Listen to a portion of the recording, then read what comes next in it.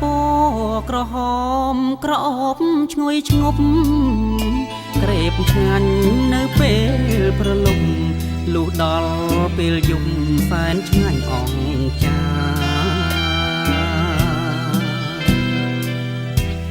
មិនដែលស្គាល់សងឈ្មោះ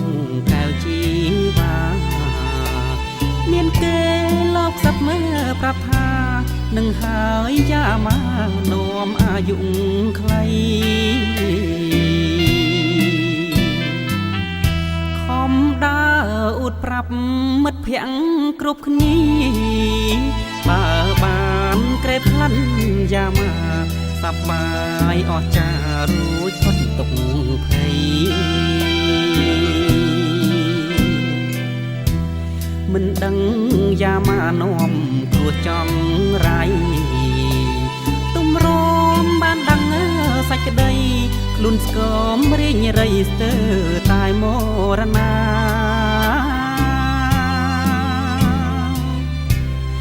ស្រាប់តែមានព្រឹកមួយនោះគេហៅសពខ្មោចមនុស្សប្រុងគឺមិត្តខ្ញុំសងជុំមករួមគ្នាពុទ្ធោវាស្លាប់ដោយសារជុំមកមិនគេងមិនញ៉ាំអាហារទោះជាទេវតាជួយមិនរួចឡើយកើតហើយនឹងស្លាប់ជាគូនឹងគ្នាតែបើស្លាប់ព្រោះថ្នាំមកត្រូវមានឈ្មោះថាមនុស្សបានសង្គម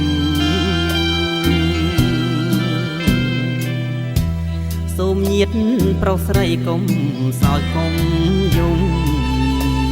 នេះគឺជារឿងខ្ញុំទុកធំប៉ុនភ្នំថ្នាំញៀនរឿងស្យា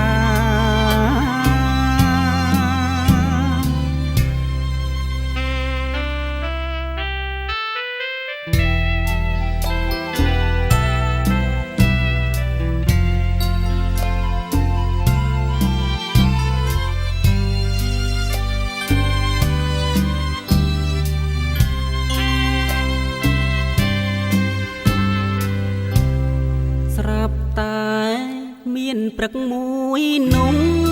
គេហៅសពខ្មោចមនុស្សប្រុងគឺមិត្តខ្ញុំសងជុំមករួមគ្នាពុទ្ធោវាស្លាប់ដោយសារជុំមកមិនគេងមិនញ៉ាំអាហារទោះជាទេវតាជួយមិនរួចឡើ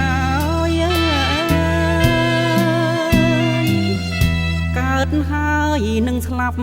ជាគូនឹងគ្នាតែបើ